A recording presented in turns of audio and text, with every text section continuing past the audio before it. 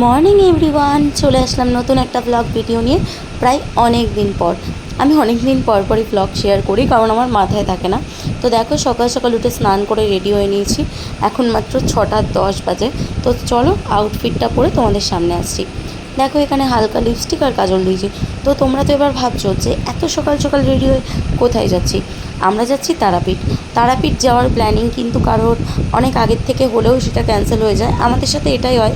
তো হুট করে কালকে রাত্রে আমাদের প্ল্যান হয়েছে যে আজকে আমরা তারাপীঠের জন্য বেরোবো।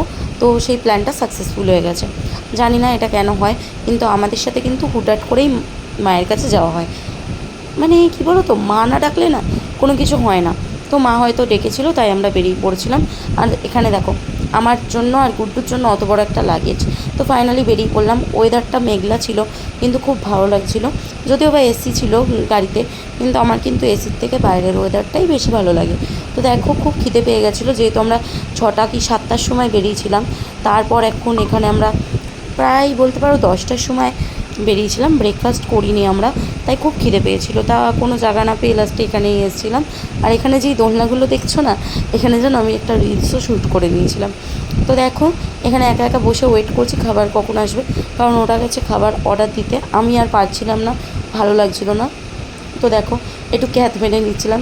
কিন্তু খুব সুন্দর হাওয়া কিন্তু ছিল, ওয়েদার কিন্তু খুব সুন্দর ছিল। মানে বলে না, শ্রাবণ মাসে চারিদিকে সবুজে সবুজ, সাথে ঠান্ডা হাওয়া। তো দেখো, এখানে চলে এসেছিলো পুরি মতো, অনেক বড় বড় ছিল, আর সাথে আলুর দম। আর আমি নিয়েছিলাম আলুর পরোটা, আর সাথে দিয়েছিল টক দই। তো খাওয়া দাওয়া করে আমরা ফাইনালি পৌঁছে গেলাম অনেক যুদ্ধের পর তারাপীঠ। তারাপীঠে অনেক কটা হোটেল দেখার পর আমরা ফাইনালি লারিকাতে থাকলাম। যেহেতু আমরা 1টার সময় পৌঁছেছি, তো সারাটা দিন আমাদেরকে কিছু না কিছু তো করে তো একটা কাটাতে হবে। তো সেই কারণে এই হোটেলটা প্রেফার করেছি, কারণ এই হোটেলটায় পুল আছে। এবার সুইমিং পুলে কিছুটা টাইম আমরা কাটাতে পারবো, তাই এই হোটেলটাই চুজ করলাম। তোমরা কারা কারা এই হোটেলে এসছো জানিও অবশ্যই। তো চলো আমাদের রুমটা তোমাদের সাথে শেয়ার করে দিই। আমাদের রুম ছিল এটা ছিল সিঙ্গেল বেড, দুজন থাকার মতো। আর আমাদের সাথে যারা গেছিলো তারা দুটো রুমের বেড নিয়েছিল, মানে 4জন থাকার মতো। তো দেখো, নিজেকে একটু দেখিয়ে নিলাম, আর সাথে ওয়াশরুম দেখালাম তোমাদেরকে, আর ব্যালকনিও দেখিয়ে দিলাম। ব্যাপারটা কি বলো তো, মানে যেই চার্জটা ওরা রাখে রুমের যেই চার্জ, সেই অনুযায়ী কিন্তু রুমটা অতটা সুন্দর না, কারণ রুমটা অনেকটা পুরনো মডেলের। কিন্তু তোমরা হয়তো ভাববে, তাহলে দিদি তোমরা থাকছো কেন? আসলে আমরা এখানে থাকছি শুধুমাত্র পুলের জন্য, যেহেতু আজকের দিনটা আমাদেরকে কাটাতে হবে কোনো না কোনোভাবে, তাই জন্য, যাতে বোর না হয়। তো দেখো, এখানে দুপুরের লাঞ্চ চলে এসছে। নিয়েছিলাম ঝুরি আলু ভাজা, সাথে ডাল, সাথে ডিম কারি। ডিম কারিটা অবভিয়াসলি গুড্ডুর জন্য, ও তো ডিম পাগল। বাদ দাও, আমি ডিম খাই না। আর নিয়েছিলাম কাতলা মাছের ঝোল। তো দেখো, এখানে এটা খুলতে গিয়ে ফোনটাকে লাস্টে রেখে দিয়েছি। তো ফাইনালি খুলেছি। এখানে নিয়েছিলাম কাতলা মাছের ঝোল, আর সাথে একটা সবজির কারি, ফুলকপি টুলকপি দিয়ে।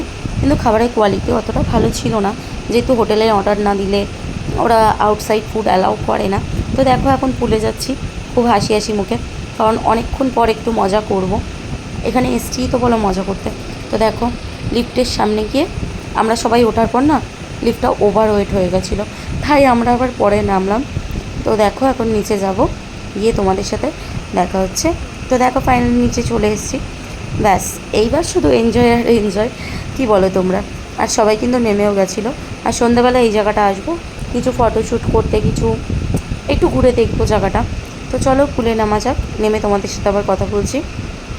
গরমকালে যাই বলো, গরমকালে কিন্তু পুলে নেমে স্নান করার মজাটাই আলাদা। আর কোথাও ঘুরতে গিয়ে সেটা হলে তো আমার আরও বেশি ভালো লাগে।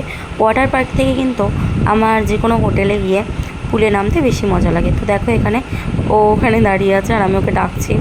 ডাকার পর দেখো, এক্ষুনি নৃত্য করেও আমাদের দেখাবে। তো তারপর আমরা এখানে অনেক এনজয় করছিলাম, আর ভয়েস ওভার দিচ্ছি কারণ সাইডে লাউড মিউজিক চলছিল, এই কারণে। আর এই দেখো, তোমাদের একটা জিনিস শেয়ার করি। এখানে গুড্ডু ভিডিওটা বানাতে বলেছিল আমাকে, বানাচ্ছিলাম। আর আমাদের সাথে মোটা ভাই গেছিলো। মোটা ভাই দেখো কি করছে। ও না থাকলে আমরা এই ট্যুরটাকে এতটা এনজয় করতে পারতাম না। এই ট্রিপটাকে খুব এনজয় করেছি শুধুমাত্র ওর জন্য।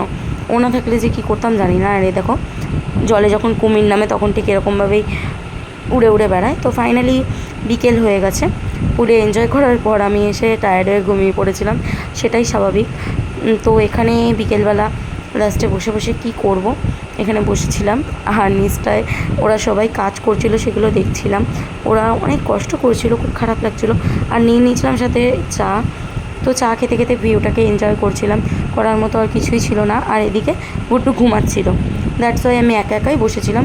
তো চলো আবার সন্ধ্যেবেলা তোমাদের সাথে দেখা হচ্ছে। ফাইনালি সন্ধে হয়ে গেছে, তো একটু যাচ্ছিলাম বাইরে, কারণ আসার পরে থেকে তো ঘরেই ছিলাম, হোটেলেই ছিলাম। তো চলো বাইরের থেকে একটু ঘুরে আসি। আর ড্রেসটা কেমন লাগছে অবভিয়াসলি জানিও। এটা কিন্তু বলতে পারো আমার একটা ফেভারিট টপ, কারণ এটা শীতকালেও পরা যায়, গরমকালেও পরা যায়, এতটাই ভালো লাগে টপটা। তো চলো নিচে নামা যাক, দেন তোমাদের সাথে কথা হচ্ছে। দেখো নিচে নেমে এই জায়গাটা আমার ঠিক এরকমই লাগছিল।